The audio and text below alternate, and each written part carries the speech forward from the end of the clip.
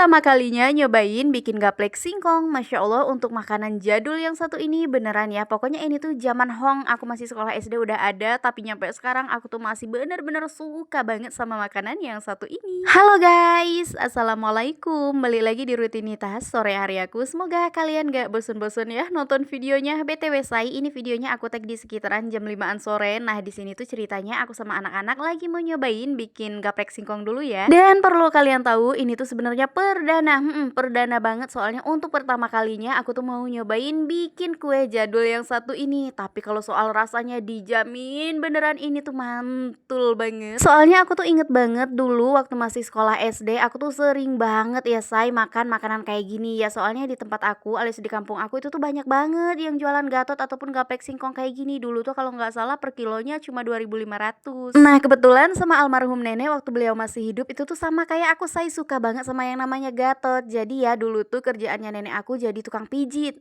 Jadi tukang pijit. Jadi untuk bayarannya itu tuh nggak menentu. Kadang ada yang bayar 10.000 per orang, ada yang 15.000, ada yang lagi ngutang.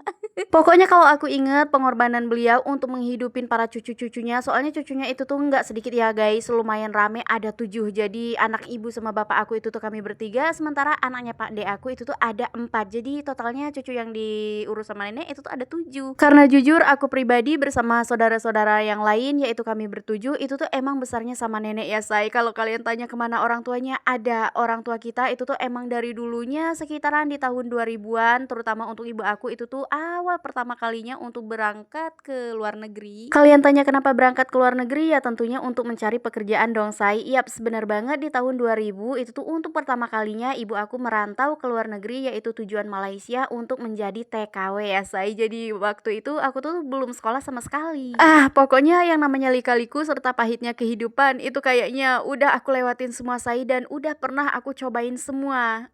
Soalnya waktu di usia yang masih belia aku tuh harus udah ditinggalin sama orang tua. Jadi sejak saat itu nggak pernah tahu lagi gimana rasanya dipeluk ibu, dimandiin, makan disuapin, disalinin, serta didandanin. Aku udah sama sekali lupa banget. Dan singkat ceritanya, semenjak kepergian ibu ke luar negeri, kita 3 bersaudara itu tuh kayak kehilangan tempat bergantung say. Namanya anak-anak kehilangan ibu ya kan. Jadi setiap pagi, siang, sore, malam itu selalu nyariin terus. Tapi sayangnya pada saat itu kita tuh selalu dibohongin sama almarhumnya nenek. Waktu kita nanya kemana ibu, jawaban beliau itu tuh selalu pasti bilangnya dengan hal yang sama ya. Ibunya lagi ke pasar nyari kue yang banyak banget. Nanti kalau tas emaknya itu udah penuh sama kue, emaknya pasti pulang. Ya namanya juga anak-anak, dibilangin nyari kue yang banyak pasti seneng dong ya. Ya udah seketika lupa. Terus malamnya dicariin lagi masih tetap sama aja jawabannya. Dan semenjak itu entahlah gimana alur ceritanya sehingga kita tuh semuanya bisa lupa sama ibu. Ya mungkin karena emang namanya anak-anak ya, setiap hari selalu nanyain, terus nggak pernah dilihat lagi. Setiap nanya jawabannya selalu sama, hari ini nggak ada, besok nggak ada. Dan semenjak saat itu aku tuh benar-benar pure lupa banget sama yang namanya bentuk wajah ibu aku, sama sekali nggak inget. Dan tiba-tiba aja ibu aku tuh pulang di saat aku udah masuk sekolah kelas 3 SD. Nah di situ aku bener-bener shock banget. Jadi pas tiba-tiba ngelihat ibu tuh pulang dari luar negeri, aku langsung kayak gimana gitu ya. Jadi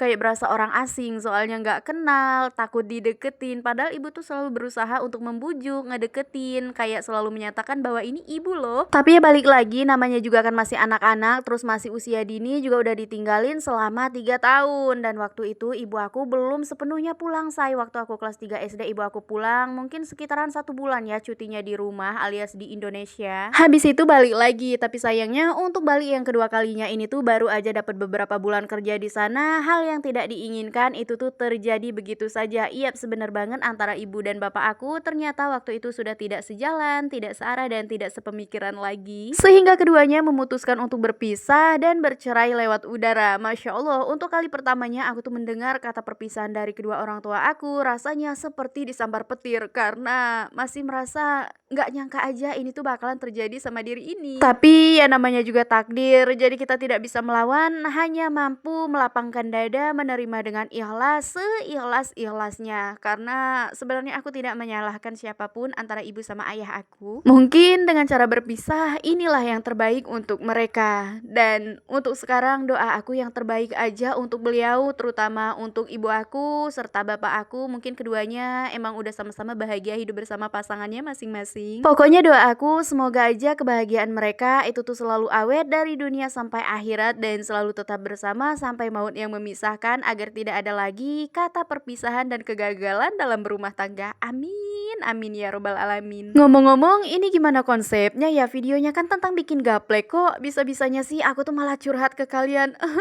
Apalagi curhatnya bikin mellow lagi, ya ampun. Kalian sih nggak ada yang negur aku, harusnya kalian bilang udah dulu dong curhatnya. Ya udah, maafin ya untuk video kali ini aku tuh udah bawa kalian mellow, soalnya aku curhatnya yang sedih-sedih mulu, tapi nggak apa-apa lah ya sekali-sekali. Dan semoga aja teruntuk untuk almarhumnya nenek aku, semoga beliau itu selalu dilapangkan kuburnya dan ditempatkan di sisi yang paling baik di sisi Allah. Amin, amin, amin ya robbal alamin. Oke, say di sini tuh singkat ceritanya aja, untuk singkongnya udah kelar aja nih ya dikupasin, terus udah kelar dikupasin. BTW di sini tadi tuh aku dibantuin sama Uda Aziz sama Uwa Milda juga. Ini udah kelar kita cuci bersih, terus langsung ini aku potong kecil-kecil kayak gini. Dan langkah yang terakhir di sini tuh untuk singkongnya tadi langsung aja mau kita jemur. Jadi untuk proses penjemurannya ini tuh nggak menentu ya, sampai beberapa hari atau bahkan 10 hari atau bahkan setengah bulan. Soalnya di sini tuh kita jemurnya kepanasan, kehujanan dan keanginan kayak gitu. Sengaja banget nggak usah kita angkat-angkat karena memang kita itu harus nungguin sampai si singkongnya ini tuh berubah warna menjadi warna hitam. Jadi karena durasinya udah kelar, terus cerita kita masih panjang, jadi kita sambung lagi di part 2 guys. Bye bye.